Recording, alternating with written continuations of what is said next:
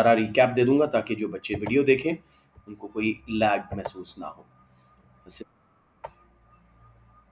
वाह हसन जमील, अस्सलाम वालेकुम, गुड टू सी यू बेटे। Regularity regularity regularity.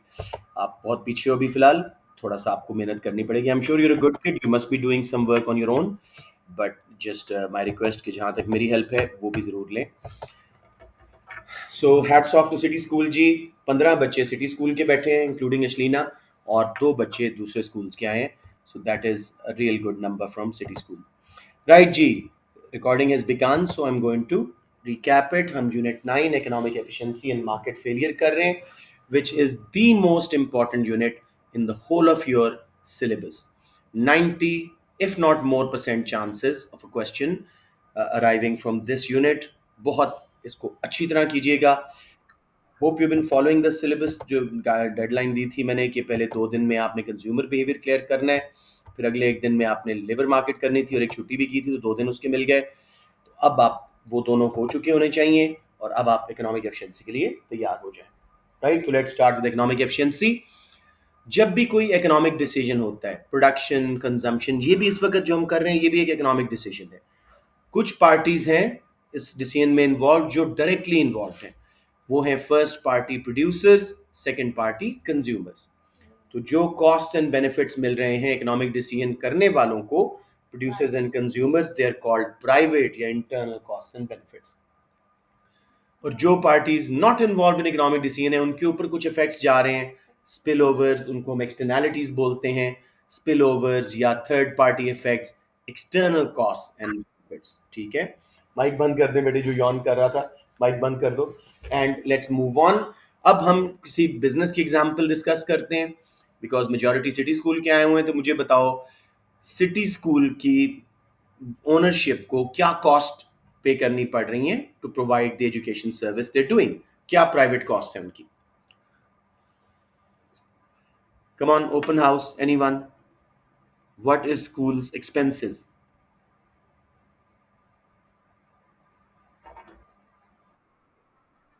Electricity bills, शाबाश। और जी? Salaries of the teachers, management, support staff, हर तरह की। ठीक है, बिल्कुल सही बोल रहे हो। तो all fixed and variable cost, maintenance वगैरह, ये सब कुछ जो है प्राइवेट कॉस्ट हैं। आप बच्चे भी सेकंड पार्टी हो, कंज्यूमर्स। आप लोग क्या पे कर रहे हो सिटी स्कूल को?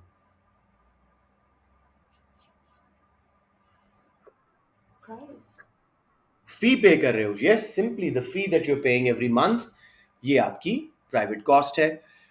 थर्ड पार्ट, बेटे जो बातें कर रहे हैं माइक्स बंद कर दें प्लीज। एक तो क्लास में आए हैं और बातें इधर उधर की कर रहे हैं, प्लीज माइक बंद कर दें ताकि बाकी डिस्टर्ब ना हो। राइट जी। अच्छा जी, अब सिटी स्कूल के इर्द गिर्द आज मैं 1 o'clock गया था एक बच्चे को स्पेशली पढ़ाने के लिए।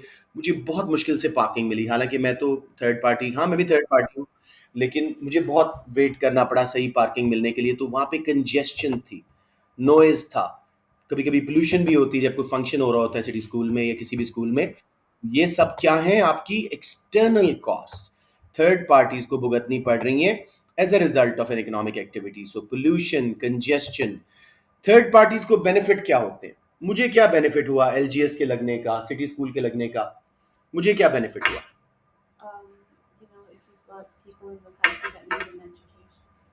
मुझे क्या बेनिफिट हुआ? मी एज अ टीचर, मुझे क्या बेनिफिट हुआ? एम्प्लॉयमेंट, मेरी इनकम जनरेट हुई फ्रॉम दीज इंस्टीट्यूशंस। ठीक है, so one quick recap because some kids joined late. economic efficiency, market failure, the most important unit. What is an economic decision? Production and consumption. There are 3 parties involved in any production and consumption decision, economic decision. First and second parties are producers and consumers. जो costs and benefits इन लोगों को मिल रहे हैं, they are called internal या private costs and benefits. फिर third parties, rest of the society, उन पे जो अच्छे या बुरे असरात आ रहे हैं, spill over effects, external cost and benefits उनको बोलते हैं, एक्सटर्नैलिटीज बोलते हैं। तो अगर एक स्कूल बना है, उसकी प्राइवेट कॉस्ट क्या है? प्रोड्यूसर को जो खर्चा आ रहा है, टीचर्स की सैलरीज देना, maintenance, electricity bills, fixed and variable सारी कॉस्ट। कंज्यूमर्स, आप लोग फी दे रहे होते हो, वो आपकी प्राइवेट कॉस्ट है क्योंकि आप डिसीजन मेकर्स थे। लेकिन थर्ड पार्टीज कैसे इफेक्ट हो रही हैं? ट्रैफिक कंजेस्शन, पोल्यूशन, नॉइज, इलाके की वैल्यू बढ़ रही है तो कुछ बेनिफिट आ रहे हैं, लोगों की जॉब्स क्रिएट हो रही हैं, कुछ बेनिफिट हो रही हैं, ये हैं external cost and benefits. Everyone clear जी? अब मुझे बताएं, do I need to go through all this once more? ये जो मैंने जुबानी सब कुछ समझा दी है, लेकिन if you want me to go through it once more. जी बेटे।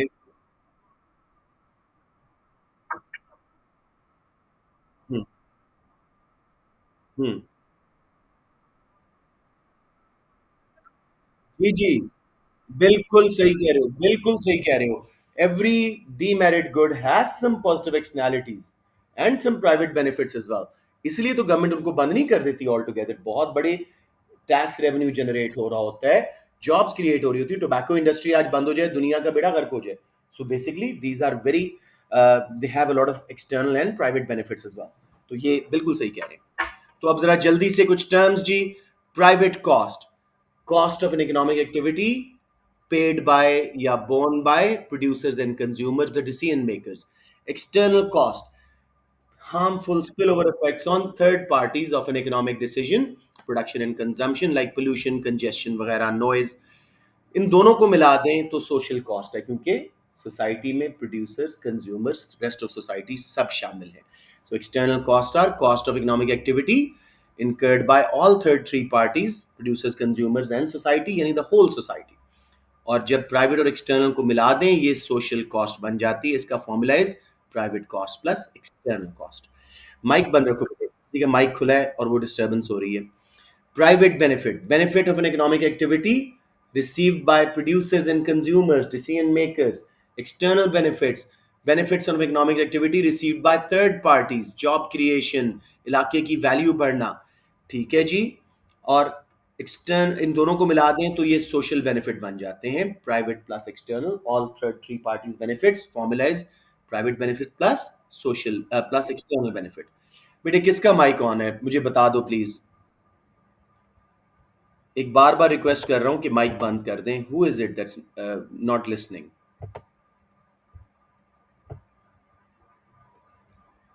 अब सबका बंद है, थैंक यू। थोड़ा सा बेटे, ये एक्सटर्नल कॉस्ट आप क्रिएट कर रहे हैं, right? So don't do that. Right, let's move on. There we are. अब बेटे इसी में एक वर्ड ऐड होगा, कंफ्यूज नहीं होना, marginal private cost. What is marginal private cost, Ashleena? It's the costs that the producers and consumers incur by one extra unit consumed or produced of the. अश्लीना क्या बोल रहे हो? सही तरह बोलो, शाबाश। It's the cost incurred from one extra unit hmm. by the people involved, so producers and Shabash. consumers, by So, production or yeah, consumption of these one are extra unit. the additional costs paid by producers and consumers of one extra unit produced and consumed. Very good. External cost, G. Anyone else? External cost. Marginal external cost, sorry. Marginal external cost. बच्चों जल्दी आप।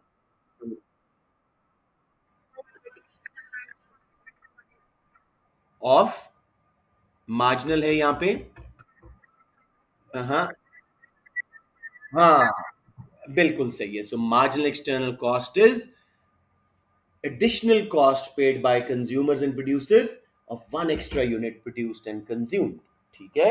और marginal social cost, someone please, marginal social cost, बेशक सिर्फ formula बता दें।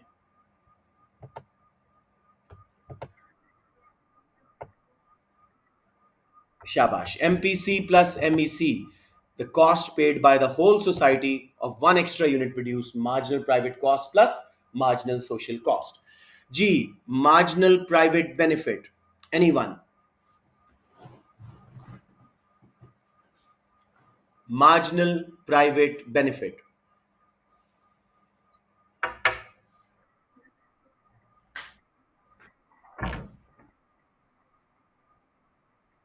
ठीक है, काफी अच्छा है, काफी अच्छा है। आप स्टार्ट ऐसे करो फासिया कि additional benefit received by producers and consumers of one extra unit consumed and produced. आसान हो जाता है। मार्जिनल एक्सटर्नल कॉस्ट, फासिया के अलावा कोई और बचा बताओ। Marginal external cost.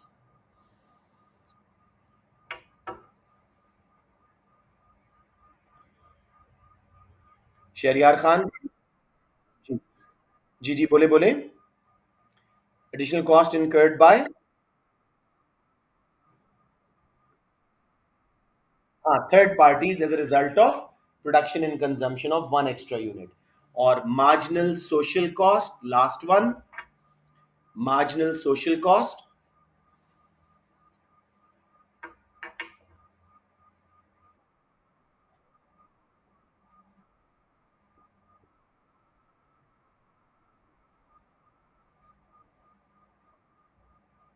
कुछ सही नहीं आया इतना। Additional cost incurred by, total नहीं बेटे, marginal social cost, additional cost paid bye.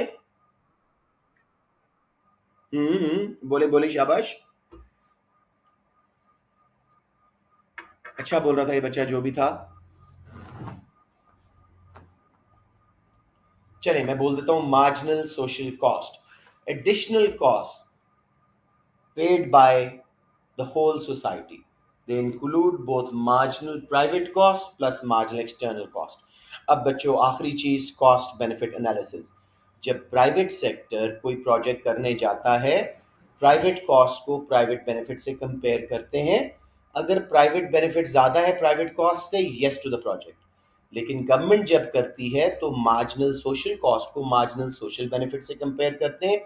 अगर मार्जिनल सोशल बेनिफिट ज्यादा है मार्जिनल सोशल बेनिफिट से, यानी नेट सोशल बेनिफिट पॉजिटिव है, तब यस करते हैं प्रोजेक्ट को। That is the idea. ये सारी डेफिनेशन वगैरह हमने इसी बहाने कर ली हैं।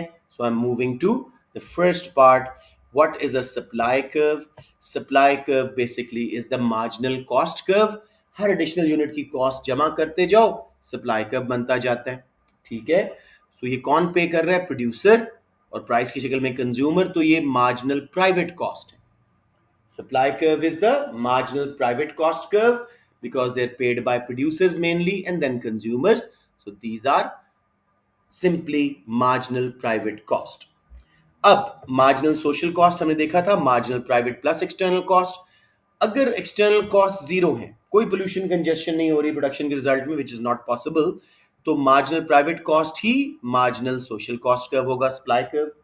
लेकिन अगर एक्सटर्नल कॉस्ट एग्जिस्ट कर रही हैं, तो मार्जिनल प्राइवेट कॉस्ट में एक्सटर्नल कॉस्ट ऐड करोगे, कॉस्ट ऑफ प्रोडक्शन बढ़ने से सप्लाई कर्व लेफ्ट पे शिफ्ट होगा। एमएससी देखो लेफ्ट पे शिफ्ट होके ऊपर चला गया, और vertical distance between MPC and MSc is MEC, marginal external cost. किसी बच्चे को यहां प्रॉब्लम आ रही है? एनीवन जी? ऑलराइट, अब हम डिमांड कर्व से इंट्रोडक्शन लेते हैं। Demand curve is the marginal private benefit curve. कैसे? ये देखो, डिमांड कर्व हमने पहले चैप्टर में कंज्यूमर बिहेवियर में देखा, मार्जिनल यूटिलिटी है। ये मार्जिनल यूटिलिटी किसका बेनिफिट है? कंज्यूमर का। फिर हमने थ्योरी ऑफ फर्म में मार्केट स्ट्रक्चर्स में देखा, demand curve average revenue curve है। रेवेन्यू किसका बेनिफिट है? प्रोड्यूसर्स का। कंज्यूमर्स और प्रोड्यूसर्स के बेनिफिट को मिला दो, मार्जिनल प्राइवेट बेनिफिट कर्व बन गया डिमांड कर्व।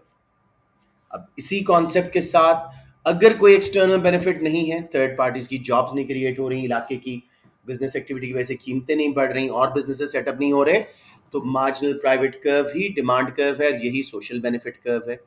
लेकिन अगर एक्सटर्नल बेनिफिट एग्जिस्ट करते हैं, तो प्राइवेट में जब आप एक्सटर्नल बेनिफिट शामिल करेंगे, MSB marginal social benefit curve, demand curve right पे शिफ्ट होगा।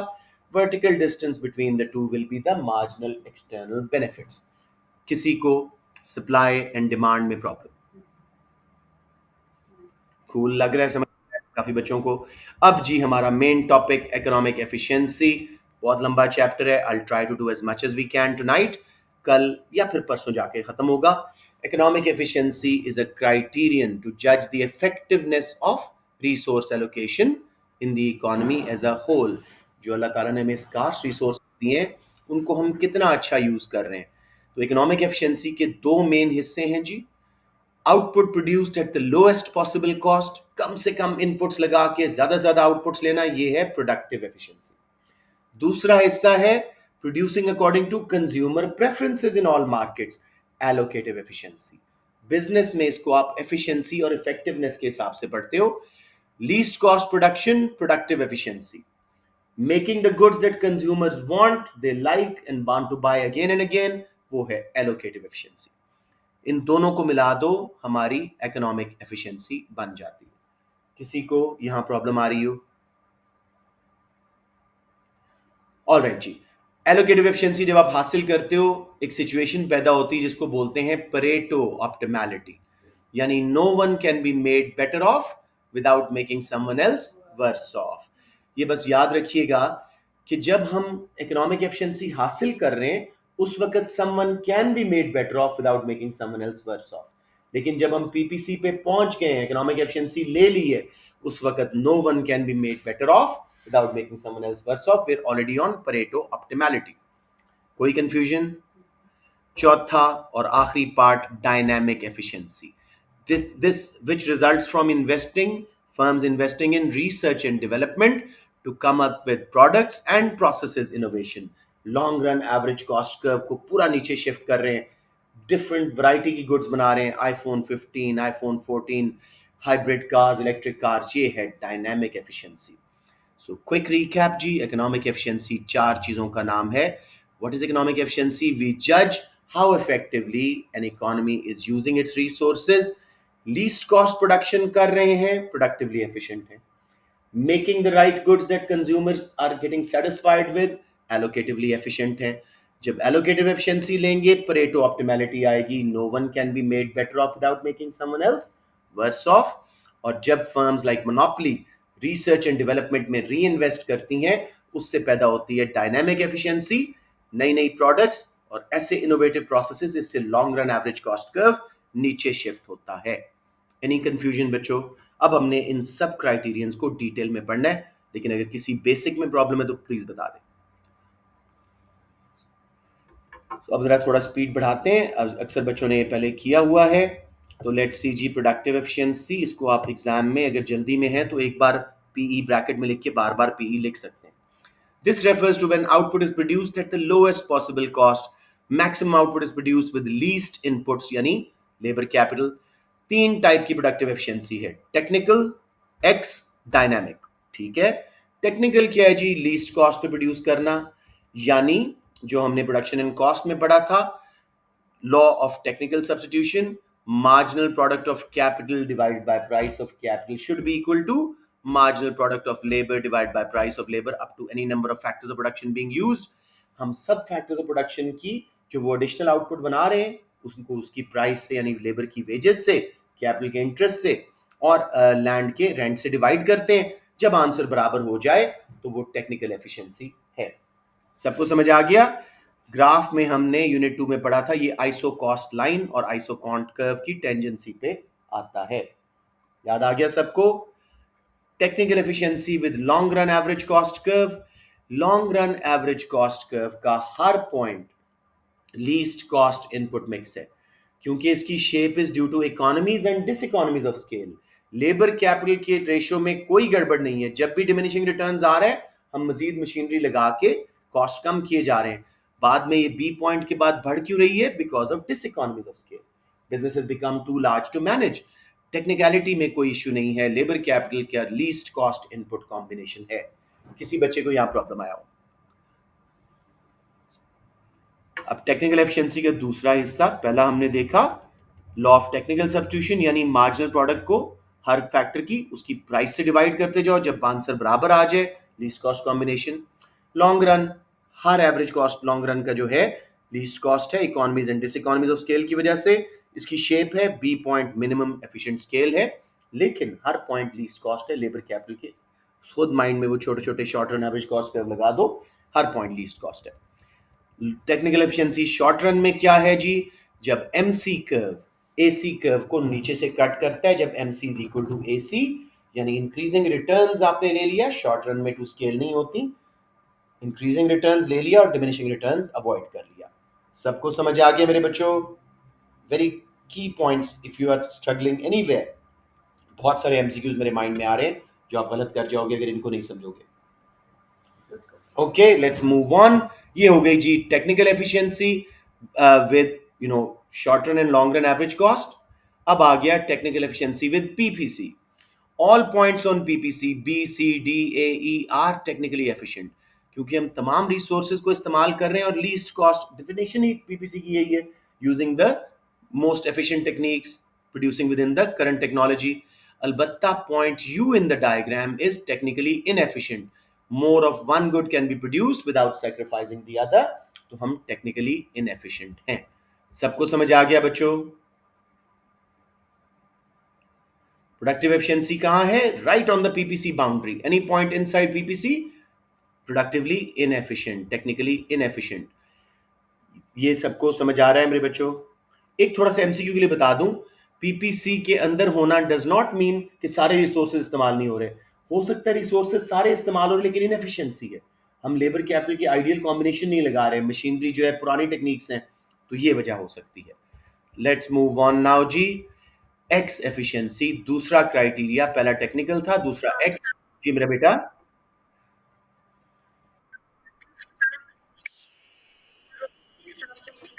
देखो मेरे बेटा, जो जो ट्रेंड है ना, सारे क्वेश्चन देखो, आपकी मार्केट फेलियर सिवाय मोनोपोली के सारे ही एलोकेटिव एफिशिएंसी की बेस पे। तो वो जो भी मार्केट फेलियर देगा, एक्सटर्नल कॉस्ट का, एक्सटर्नल बेनिफिट का, कंजम्पशन का, प्रोडक्शन का, आएगी तो एलोकेटिव एफिशिएंसी। प्रोडक्टिव को तो बस थोड़ा सा डिफाइन करना है, इसलिए करवा रहा हूं कि अगर ओपन एंडेड क्वेश्चन है तो आप इसमें जितना मैक्सिमम कर सको, 20 मार्क है, इतना टाइम नहीं है, जितना कर सको मैक्सिमम, ठीक है। अगर क्वेश्चन साफ साफ प्रोडक्टिव एफिशिएंसी के वाले बात भी है। क्लियर हो गया आप फासिया? ये पास पेपर से आपको क्लियर होगा कि हम कैसे और कहां। It's possible, it's not like it's impossible कि ना आए, लेकिन लाइकली नहीं है, लाइकली नहीं है। तो एक्स एफिशिएंसी क्या है जी? Producing on the lowest average cost curve, चाहे लोएस्ट पॉइंट है कि नहीं। कौन से एवरेज कॉस्ट कर्व पे हमारी एक्स एफिशिएंसी है, मुझे बताएं। LRAC 0 पे या LRAC 1 पे?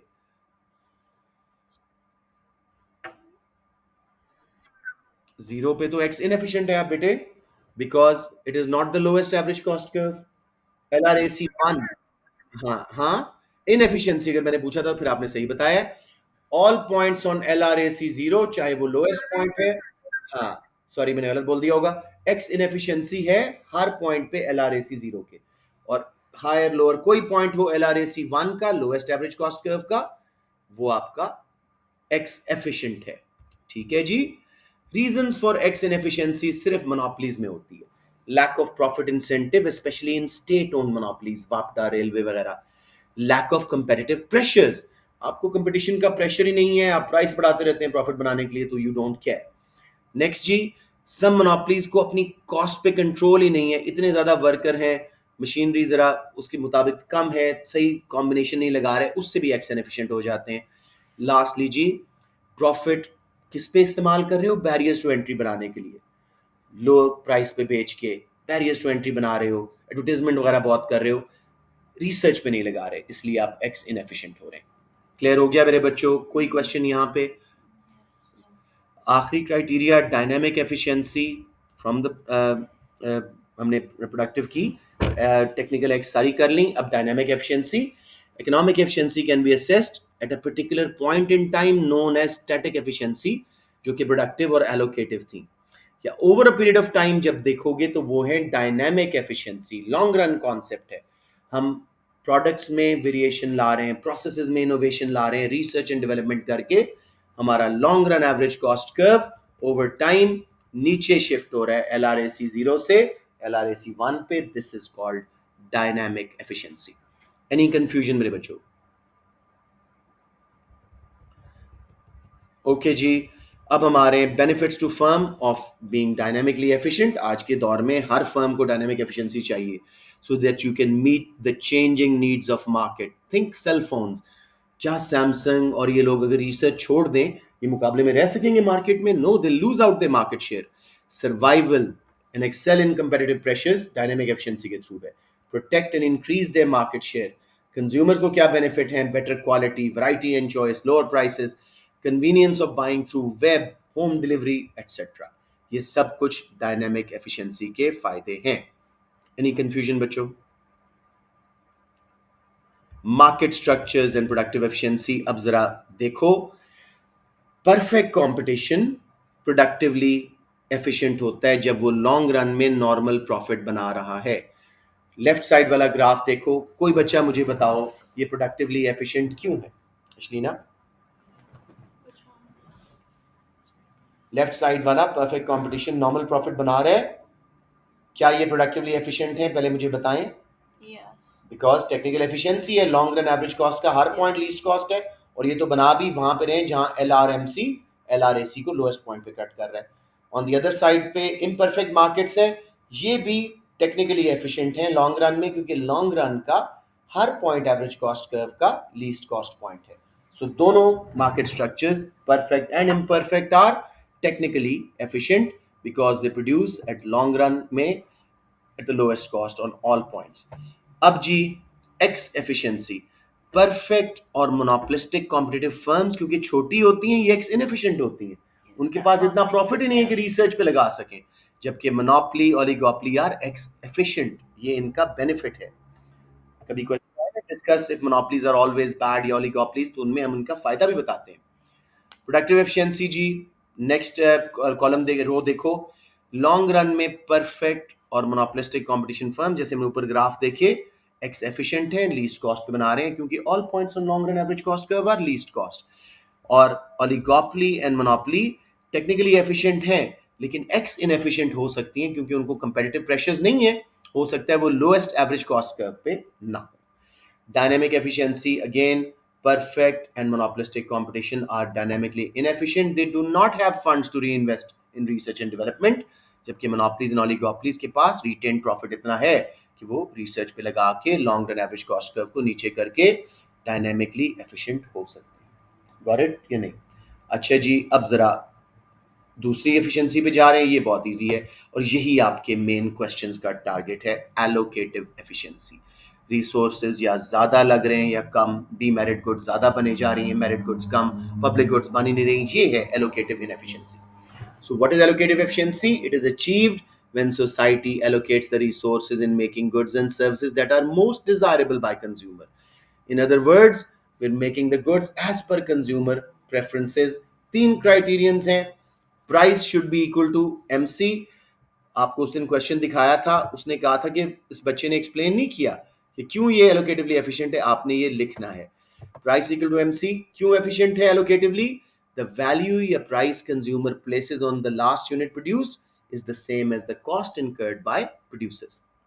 हम स्कार्स रिसोर्सेज जितने लगा रहे हैं मार्जिनल कॉस्ट की शक्ल में, उतनी ही वैल्यू प्राइस की शक्ल में कंज्यूमर डाल रहे हैं। ग्राफ के ऊपर जहां एमसी कर्व डिमांड कर्व को एआर कर्व को कट करता है और प्राइस बनती है, ऑब्जेक्टिव के चैप्टर में भी आपने देखा था, ये है एलोकेटिव एफिशिएंसी। ठीक हो गया? जबकि आखिरी क्राइटेरिया है जी कि marginal cost should be equal to marginal benefit, अगर कोई एक्सटर्नैलिटीज नहीं है, और अगर एक्सटर्नैलिटीज हैं, एक्सटर्नल कॉस्ट एंड बेनिफिट्स हैं, तो marginal social cost should be equal to marginal social benefit. Producer and consumer surplus maximum होगा, वहां पे कोई डेड वेट लॉस नहीं हो रहा होगा। एक ही ग्राफ में आप तीनों क्राइटेरियंस, यानी price is equal to MC, MC AR के बराबर होना चाहिए, marginal social cost marginal social benefit के, consumer producer surplus maximise, no deadweight loss, तीनों चीजें हो रही हैं अगर सप्लाई एंड डिमांड वहां रिसोर्सेज को एलोकेट कर रहे हैं जहां कोई एक्सटर्नल कॉस्ट एंड बेनिफिट नहीं है। एमसी प्राइस के बराबर है, बिल्कुल जी, सप्लाई कर्व एमसी है और प्राइस उसके मुताबिक सेट हो रही है, डिमांड सप्लाई के मुताबिक, जहां दोनों कट कर रहे हैं। क्या एमएससी एमएसबी के बराबर है? जी बिल्कुल, supply curve MSc, demand curve MSB cut कर रहे हैं। और प्रोड्यूसर कंज्यूमर सरप्लस मैंने ऑलरेडी हाईलाइट कर दिया है, मैक्सिमाइज्ड है, डेड वेट लॉस नहीं हो रहा, थोड़ा कम या ज्यादा बनाएंगे डेड वेट लॉस का एरिया निकल आएगा। Everyone clear on this? अब जरा हम थोड़ा सा 10 मिनट रह गए हैं क्लास को खत्म करने से पहले, देखते हैं जी allocative efficiency in different market structures, MC is equal to price criteria.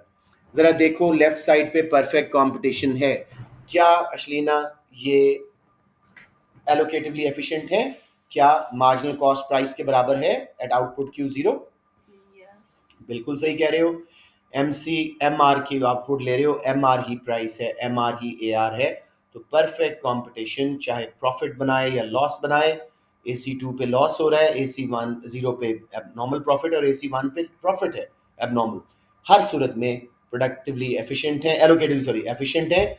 Imperfect market, anyone मुझे बताएं राइट साइड वाला ग्राफ, क्या ये फर्म MCAR के ऊपर बना रही है? क्या मार्जिनल कॉस्ट प्राइस के बराबर है?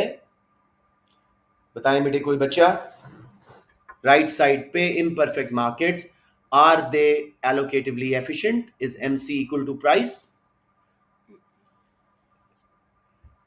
सब सो गए हो, किधर हो बच्चों? They are allocatively inefficient.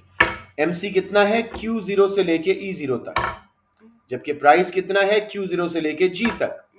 तो इसलिए MCAR पे नहीं प्रोड्यूस कर रहे, एलोकेटिवली इनएफिशिएंट है। जी मेरे बच्चों, अब करते हैं जी allocative efficiency, economic efficiency on the PPC पे हर पॉइंट हम ऑलरेडी। प्रोडक्टिव एफिशिएंसी नहीं बेटे, मैं तो एलोकेटिव करा रहा हूँ, प्रोडक्टिव हम पीछे कर आए हैं। एलोकेटिव एफिशिएंसी कहाँ है? जहाँ हाँ MC प्राइस के बराबर नहीं है ना, तो एलोकेटिव एफिशिएंसी नहीं है। अब बेटे सॉरी मैं नीचे आऊं। Allocative efficiency, economic efficiency and PPC criteria. हर पॉइंट पीपीसी पे productive efficiency yes. Allocative efficiency किसी एक पॉइंट पे होती है जहां सोसाइटी बनाना चाहे, उसके लिए हमें सोशल प्रेफरेंस कर्व चाहिए होता है। तो वी आर नॉट श्योर कि एलोकेटिव एफिशिएंसी हर पॉइंट पे है। May be one of them has allocative efficiency, इसलिए इकोनॉमिक एफिशिएंसी भी मे बी। तो अगर क्वेश्चन आए कि इकोनॉमी पीपीसी के पॉइंट अंदर से पीपीसी पे आई है, क्या वो इकोनॉमिकली एफिशिएंट हो रहे हैं? तो उसका आंसर है therefore if an economy moves from a point inside PPC to its PPC, productive efficiency will definitely improve. Allocative efficiency and consequently economic efficiency might improve if the economy is producing at a point on PPC which is according to social desirability. ठीक हो गया बच्चों? थोड़ा सा जरा बर्दाश्त करो, हम परेटो ऑप्टिमैलिटी करवा लें, हम मार्केट फेलियर्स तक पहुंच जाएं, ताकि 3 क्लासेस में तो ये क्लास खत्म हो हमारी एफिशिएंसी की। परेटो ऑप्टिमैलिटी ऑलरेडी हम पढ़ के आए हैं। A state in which no one can be made better off without making someone else worse off, resources goods की ऐसी डिस्ट्रीब्यूशन हो कि अगर रूथ बेटर ऑफ हो रही है तो Smith should be getting worse off. ठीक है? तो परेटो इंप्रूवमेंट क्या है जी? Change in allocation of resource of goods is said to be Pareto improvement if at least one person is getting better off without making someone else worse off. PPC के अंदर से हम PPC पे आए, एक पार्टी बेटर ऑफ हो रही होती है, दूसरी वर्स ऑफ नहीं हो रही होती। तो ये है परेटो इंप्रूवमेंट। लेकिन एक बार आपने परेटो ऑप्टिमैलिटी ले ली है तो फिर no one can be made better off without making someone else worse off. Got it? उसके बाद जी कंडीशंस ऑफ परेटो ऑप्टिमैलिटी क्या है जी? Exchange efficiency. लेट्स से अस्मा के पास ब्रेड है और साइम के पास चिकन है। अगर दोनों आपस में एक्सचेंज करें, दोनों का बड़ा अच्छा सैंडविच बन जाएगा, दोनों बेटर ऑफ हो रहे हैं। ये है एक्सचेंज एफिशिएंसी। लेकिन जब वो आपस में ब्रेड एंड चिकन एक्सचेंज कर चुके हैं, सैंडविच बना चुके हैं, अब फर्दर एफिशिएंसी नहीं होगी। अगर अब वो एक्सचेंज करेंगे कुछ, तो उनको नुकसान होगा। Got the point? फिर है जी प्रोडक्टिव एफिशिएंसी, परेटो का हिस्सा। All points on PPC productively efficient. अगर हम एक गुड की आउटपुट बढ़ाते हैं, दूसरी कम होती है। ठीक है? उसके बाद जी एलोकेटिव एफिशिएंसी का क्राइटेरिया क्या है कि भाई कोई और कॉम्बिनेशन अवेलेबल नहीं है कि एक पार्टी की वेलफेयर बढ़े without reducing the welfare of another. वही बात बार बार डिफरेंट एंगल से हुई है।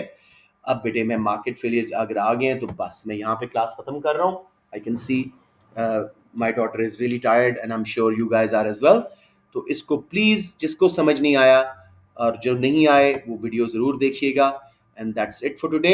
I am closing the class, recording it. किसी का कोई क्वेश्चन है